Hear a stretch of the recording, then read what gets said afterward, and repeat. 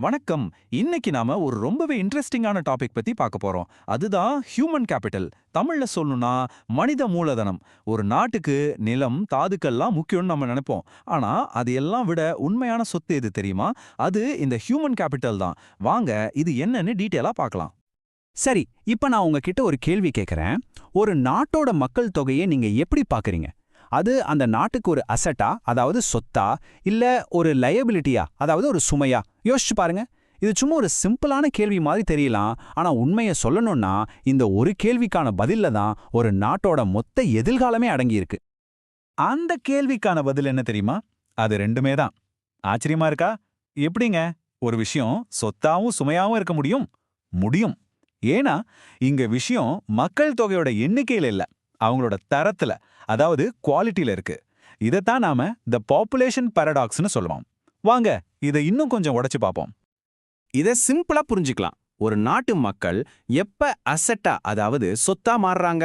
அவங்க நல்லா படிச்சவங்களா, ஆரோக்கியமா, நல்ல திறமைகளோட ஒரு வேலையில இருக்கும்போது, அப்போ அவங்க நாட்டுக்கு ஒரு பெரிய பலம். ஆனா இதுக்கு அப்படியே ஆப்போசிட்டா, படிப்பறிவு இல்லாம, திறமைகள் இல்லாம, வேலையும் இல்லாம அடுத்தவங்கள சார்ந்து வாழும்போது அதே மக்கள் ஒரு பெரிய சுமையா, அதாவது லயபிலிட்டியா மாறிடுறாங்க. பாத்தீங்களா அந்த வித்தியாசத்தை? அப்போ நம்ம முன்னாடி இருக்கிற பெரிய கேள்வி இதுதான். ஒரு சுமையா இருக்கக்கூடிய மக்கள் தொகையை எப்படி ஒரு சொத்தா மாத்துறது? அதுக்கு ஒரு வழி இருக்கா? நிச்சயமா இருக்கு.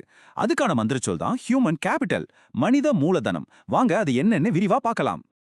சரி, ஹியூமன் கேபிட்டல்னா என்ன? ரொம்ப சிம்பிள். ஒரு மனுஷனோட ப்ரொடக்டிவிட்டியை, அதாவது அவரோட உற்பத்தி திறனை அதிகப்படுத்துற எல்லா விஷயங்களும் இதுக்குள்ள வந்துடும். அவரோட படிப்பு, அவரோட ஆரோக்கியம், அவருக்கு கிடைச்ச ட்ரைனிங், அவரோட எக்ஸ்பீரியன்ஸ், இது எல்லாமே சேர்ந்த ஒரு தொகுப்பு தான் ஹியூமன் கேபிட்டல். இது வெறும் ஆட்களை எண்ணுற கணக்கு இல்ல, அவங்களுக்குள்ள இருக்கிற திறமையை அளக்குற ஒரு விஷயம். ஆனா இங்க ஒரு முக்கியமான விஷயத்த நம்ம புரிஞ்சுக்கணும். மக்கள் தொகை தானா ஹியூமன் கேபிட்டலா மாறிடாது. அதுக்கு நாம அவங்க மேல முதலீடு செய்யணும், இன்வெஸ்ட் பண்ணணும். கல்விக்காக, சுகாதாரத்துக்காக நாம செய்யற ஒவ்வொரு ரூபாய் முதலீடும் சாதாரண மக்கள ஒரு நாட்டோட விலைமதிக்க முடியாத சொத்தா மாத்துகின்ற ஒரு மேஜிக். இந்த ஹியூமன் கேபிட்டலை இன்னும் நல்லா புரிஞ்சுக்க அதை பிசிக்கல் கேபிட்டலோட ஒப்பிட்டு பார்க்கலாம். பிசிக்கல் கேபிட்டல்னா என்ன? மிஷின்கள், பில்டிங்கள், கருவிகள், இதெல்லாம் தான். அது உயிரில்லாத பொருள். ஆனா ஹியூமன் கேபிட்டலுங்கிறது உயிருள்ள மனிதர்களோட மூளையிலையும் உடல்லையும் இருக்கிற ஒரு விஷயம். ஒரு மிஷின் போக போக தேய்மானம் அடையும், அதோட மதிப்பு குறையும். ஆனா ஒரு மனுஷனுக்கு வயசாக ஆக அனுபவம் அதிகமாகும், அவரோட மதிப்பு கூடிக்கிட்டே போகும். இதுதான் ரெண்டுக்கும் உள்ள பெரிய வித்தியாசம். ஓகே, அப்போ இந்த விலை மதிக்க முடியாத ஹியூமன் கேபிட்டலை நாம எப்படி உருவாக்குறது? அதுக்கான ப்ளூ பிரிண்ட் என்ன? வாங்க பார்க்கலாம். ஹியூமன் கேபிட்டலை உருவாக்க 4 முக்கியமான முதலீடுகள் தேவைப்படுது. இதை ஒரு ஃபார்முலா மாதிரியே நினைச்சுக்கோங்க. முதல் விஷயம் கல்வி. இதுதான் ஒருத்தரோட சம்பாத்தியத்தை அதிகப்படுத்த போற அடிப்படை. ரெண்டாவது ஆரோக்கியம், ஏன்னா ஆரோக்கியமா இருந்தா தானே நல்லா வேலை செய்ய முடியும். மூணாவது ட்ரைனிங் அண்ட் ஸ்கில் டெவலப்மெண்ட், அதாவது வேலைக்கு தேவையான பயிற்சிகள். நாலாவதா சரியான தகவல், எங்க வேலை இருக்கு, என்ன படிக்கலான்னு சரியான தகவல் போய் சேரணும். இந்த 4 தான் ஒரு தலைமுறைய நாட்டோட பெரிய சொத்தா மாத்துற தூண்கள். சரி, இந்த 4 விஷயத்திலையும் இன்வெஸ்ட் பண்ணியாச்சு. இப்போ என்ன ஆகும்? இதனால என்ன பலன்? ஹியூமன் கேபிட்டல் உண்மையிலே அவ்வளவு முக்கியமா? வாங்க அதோட பே ஆஃப் என்னன்னு பார்க்கலாம். முதல்ல பொருளாதார ரீதியா என்னென்ன நன்மைகள்னு பார்க்கலாம். பலன்கள் உண்மையிலேயே அபாரமானது. திறமையான மக்கள் நாட்டுடைய ப்ரொடக்டிவிட்டியை, அதாவது உற்பத்தி திறனை எங்கேயோ கொண்டு போயிடுறாங்க. புதுசா யோசிச்சு இன்னோவேஷனை ஊக்குவிக்கிறாங்க. இதோட நேரடி விளைவு என்ன? நாட்டோட மொத்த வருமானம், அதாவது நேஷனல் இன்கம் அதிகமாகுது, வறுமை படிப்படியா குறையுது. இது இல்லாம ஒரு வலுவான பொருளாதாரத்துக்கு வேற என்னங்க அஸ்திவாரம் வேணும்?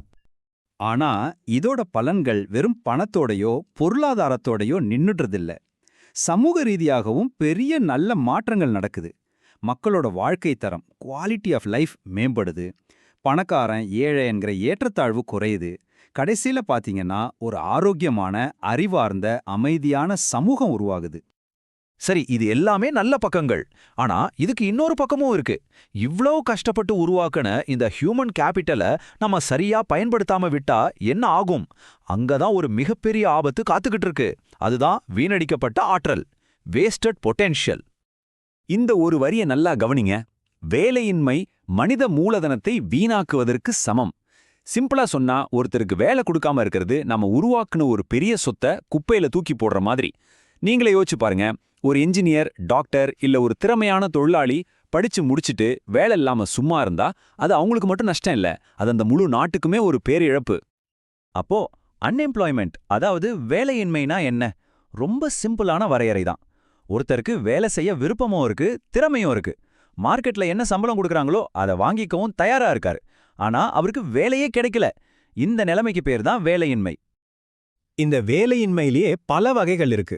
முதல் வகை டிஸ்கைஸ்ட் அன்எம்ப்ளாய்மெண்ட், அதாவது மறைமுக வேலையின்மை. இதோட பேர்லயே அர்த்தம் இருக்கு. வேலை இருக்கிற மாதிரி தெரியும், ஆனா உண்மையிலே இருக்காது. உதாரணத்துக்கு, ஒரு விவசாய நிலத்துல வேலை செய்ய 5 பேர் போதும்னு வைங்க. ஆனா குடும்பத்துல இருக்கிற 8 பேருமே அதே வேலையை செய்வாங்க. இப்ப அந்த எக்ஸ்ட்ரா 3 பேரை வேலையை விட்டு எடுத்தாலும் உற்பத்தியில ஒரு சின்ன மாற்றம் கூட வராது. அவங்க வேலை செய்யற மாதிரி தெரிஞ்சாலும் அவங்களோட பங்களிப்பு 0. இதுதான் டிஸ்கைஸ்ட் அன்எம்ப்ளாய்மெண்ட். அடுத்தது சீசனல் அன்எம்ப்ளாய்மெண்ட். இதுவும் பேர்ல இருக்கிற மாதிரி தான். சில சீசன்ல மட்டும் வேலை இருக்கும், மத்த நேரத்துல இருக்காது. இதுக்கு பெஸ்ட் உதாரணம் விவசாயம். அறுவடை காலத்துல நிறைய வேலை இருக்கும், ஆனா மத்த நேரத்துல. அதே மாதிரி டூரிசம் எடுத்துக்கிட்டீங்கன்னா வெக்கேஷன் சீசன்ல நல்ல வேலை இருக்கும், சீசன் முடிஞ்சா வேலை இல்லாம போயிடும். இதுதான் பருவகால வேலையின்மை. மூணாவதா ஒரு வகை இருக்கு. இதுதான் இன்னைக்கு இருக்கிறதுலயே ரொம்ப சீரியஸான ஒரு பிரச்சனை. எஜுகேட்டட் அன்எம்ப்ளாய்மெண்ட், அதாவது படிச்சவங்களுக்கு வேலை இல்லாத நிலைமை.